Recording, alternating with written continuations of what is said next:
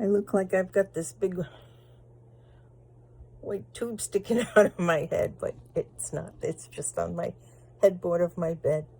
So, with Bob's permission, I'm starting a YouTube video series about his brain aneurysm and its removal. I've done a lot of researching, and I can find a lot of information about brain surgery for ruptured aneurysms and brain tumors, but there's not much out there about unruptured brain tumors that they catch before they burst. So this is going to be video number 1, and I'm going to start by explaining how all this came to be. Bob was going to the eye doctor at the VA hospital for an eye exam prior to setting up cataract surgery.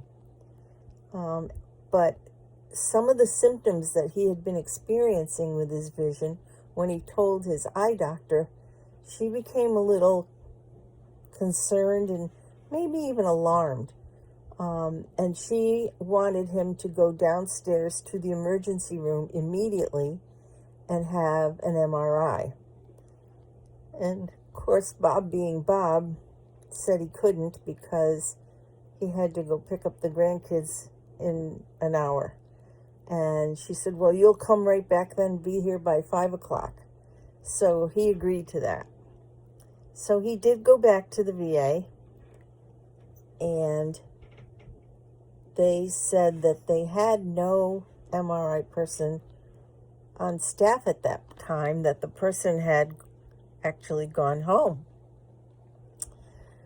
So they did a CAT scan instead. And what they found was, what we were told was three aneurysms, 1 large and 2 small. After seeing a neurosurgeon a week or 2 later, we do now know that it is 1 large bubble type aneurysm with what they call sister sacs. There are 2 bubbles coming off the main aneurysm. The aneurysm in his brain is right almost between his eyes, but more to the left. And so there are different ways to treat aneurysms, but unfortunately, the location of his and the complexity of the fact that he has 2 sister or daughter sacs, I guess is what they said. They were daughter sacs coming off the main aneurysm, that they have to do the open surgery, which is called a craniotomy. They're going to make an incision. They made a decision to make an incision similar to this. It's called perional,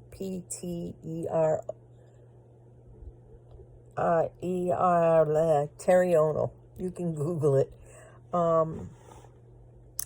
And they will remove a portion of the skull, about that big, and go into the brain. And then they have a device called a clip that they go in and clip the base, or stalk, if you will, the base of the aneurysm to stop it from receiving any blood from the artery.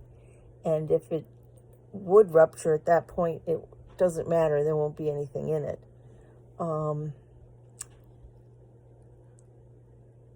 Brain aneurysms like this, it's called an anterior communicating aneurysm, are challenging for the neurosurgeon to reach. There can be complications like any surgery where you would have infection or, bleeding and things like that.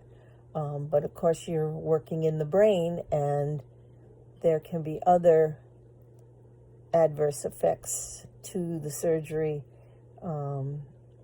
And since it's thought that this is possibly pressing on his optic nerve, there's that. And we won't know until after they go in there and take a look at things what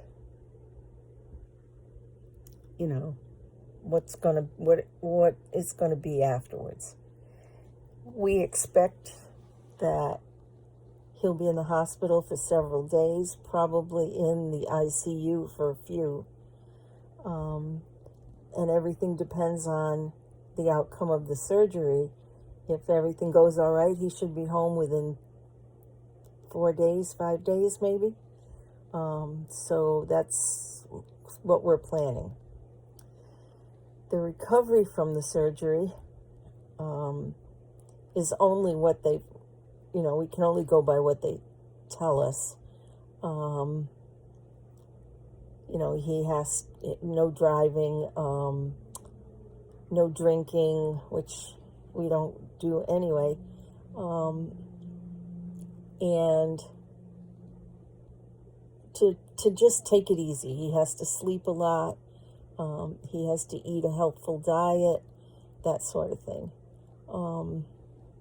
So surgery is in a week, and I will do another video in the hospital, and I promise not to show anything yucky, because I know my sister doesn't like it. But I do want to make it very clear to anyone watching this. I know not everybody approves of this sort of thing. I asked Bob if I could do this. He agreed. He knows about it. It's, nothing sneaky going on. We don't, our marriage and partnership doesn't work that way. So I asked his permission. He gave it. So this is part 1. And I'll make another one next week when he's in the hospital. Thanks.